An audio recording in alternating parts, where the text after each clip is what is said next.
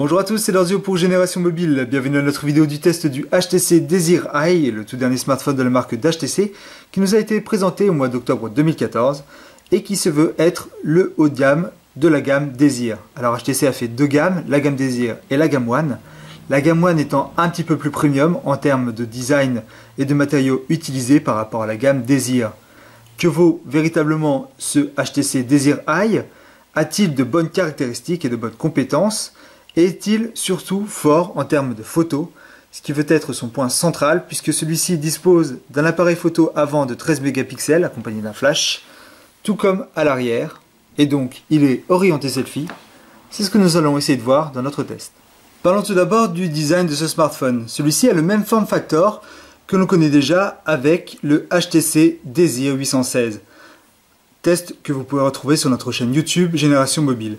Le HTC Desir 816, pour rappel, était d'une phablette de 5,5 pouces avec un form factor plutôt large et plat. Et bien ici, on retrouve le même form factor, c'est-à-dire un smartphone avec un cadre rectangulaire, là, rien de trop nouveau, avec les coins arrondis et toujours cette forme plate.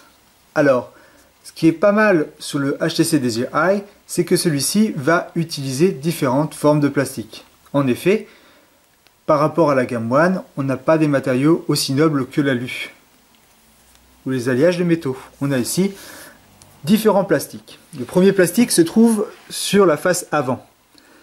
C'est un plastique, on a même l'impression que ça pourrait être presque du verre en fait. Il s'agit d'un plastique un petit peu opaque et lisse, avec un bel effet. On a ici un liseré de couleur claire qui se veut être un plastique un petit peu gomme grip si vous voulez, idem à l'arrière. Alors cette forme plate avec ce gomme grip fait que c'est vraiment très doux au toucher, mais par contre les petites mains vont être lésées pour l'utiliser. En effet, celui-ci a malheureusement des dimensions assez grandes puisqu'il a un écran de 5,2 pouces et donc il fait 151,7 mm de hauteur pour 73,8 mm de largeur. Heureusement, il est tout de même fin avec une épaisseur de seulement 8,5 mm. Le tout pour un poids de 154 grammes. Alors, les petites mains vont avoir énormément de mal à l'utiliser à une seule main, et les grandes mains également. On va pouvoir faire quelques opérations grâce à HTC Motion Launch, qui est simplement pour lancer par exemple l'ouverture, sortir de veille par exemple avec deux pressions d'un doigt, ou alors accéder directement à Blinkfield, ou alors le sortir de veille. Voilà, ce sont des opérations que l'on peut faire à une seule main. Alors il faut taper voilà, comme ça, tranquillement.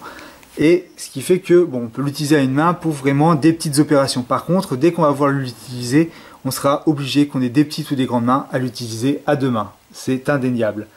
Par contre, par rapport à HTC, on retrouve également HTC Boom Sound. Et ici, vous pouvez voir que les enceintes sont cachées dans la façade. En effet, on a ici un tout petit liseré entre cette plaque de plastique et le verre Gorilla Glass 3 qui protège l'écran. Et vous voyez ici une toute petite grille qui parcourt l'ensemble de la largeur du smartphone, qui est vraiment très discrète, mais alors qui est véritablement un bonheur au niveau du son. En effet, le smartphone étant large et grand, Boom Sound offre vraiment une très bonne expérience stéréo avec le son qui ressort vraiment riche et qui va venir accentuer l'effet d'immersion qu'on joue sur ce smartphone ou qu'on regarde un film, car l'écran est tout de même un écran de grande qualité, parce qu'on a ici un écran IPS LCD Full HD, donc 1920 x 1080 pixels. Et on a donc un angle de vision extrême. Il va permettre d'être visible dans n'importe quelle situation, même en plein jour et en plein soleil. Les reflets ne lui feront pas peur. Et surtout, en termes de performance d'image, on a une image qui est vraiment très agréable à l'œil, avec des couleurs naturelles, vraiment sympa pour regarder de la vidéo, pour tout ce qui est multimédia, tout ce qui est jeu. Et avec Boom Sound, ça rajoute un côté immersif vraiment impressionnant. Et ça reste encore un point fort, vraiment très fort par rapport à la concurrence qu'offre ce HTC Desir Eye. Au niveau des boutons, on va retrouver sur l'arête du dessus, l'entrée jack pour casque audio. Sur l'arête de droite, on va trouver le bouton volume qui est en plastique, qui offre une bonne résistance et donc on n'a pas peur de l'utiliser, de le solliciter plusieurs fois sans problème. Le bouton power, pareil que le bouton volume. On a un bouton appareil photo dédié. Alors ce bouton a une double position, comme sur les appareils photo numériques. On va pouvoir appuyer à mi-course pour faire la mise au point et appuyer complètement pour faire la photo.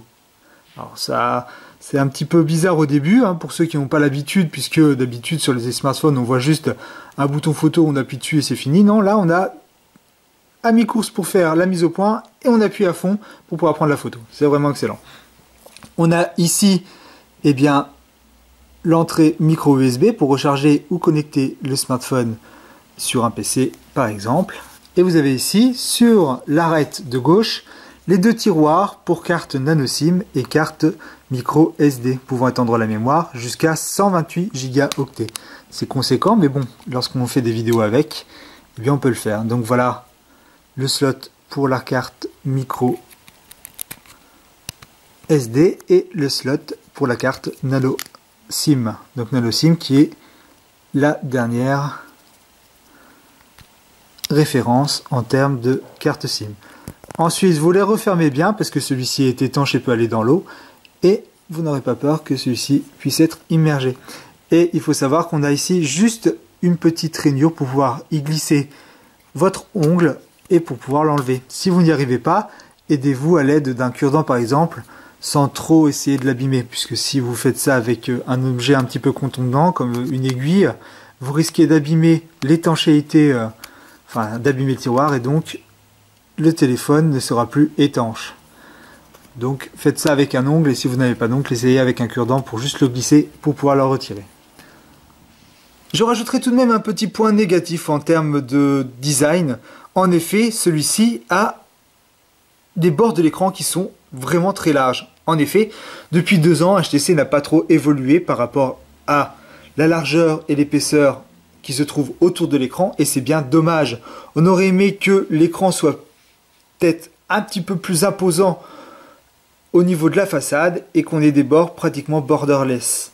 En effet, aujourd'hui, que ce soit dans le haut de gamme ou le moyen de gamme, beaucoup de constructeurs se sont mis à faire justement du borderless. C'est-à-dire que l'écran prend pratiquement toute la façade et on retrouve des bords d'écran vraiment très fins.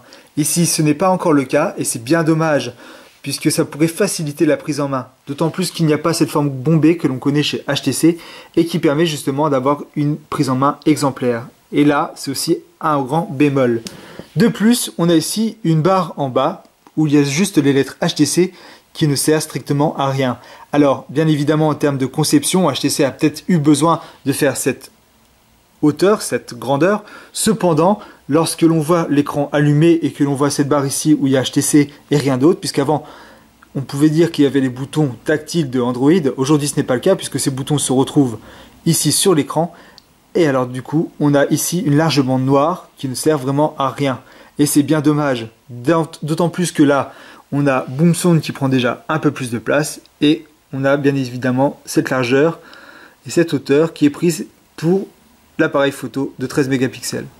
Donc c'est vrai que HTC aurait pu mettre un petit peu plus ses moyens, on aurait pu faire un effort supplémentaire pour offrir soit un écran beaucoup plus large, mais en tout cas essayer de réduire ces bords d'écran et enlever cette barre qui ne sert à rien. Un petit peu à l'instar de ce que fait LG avec son LG G3 par exemple.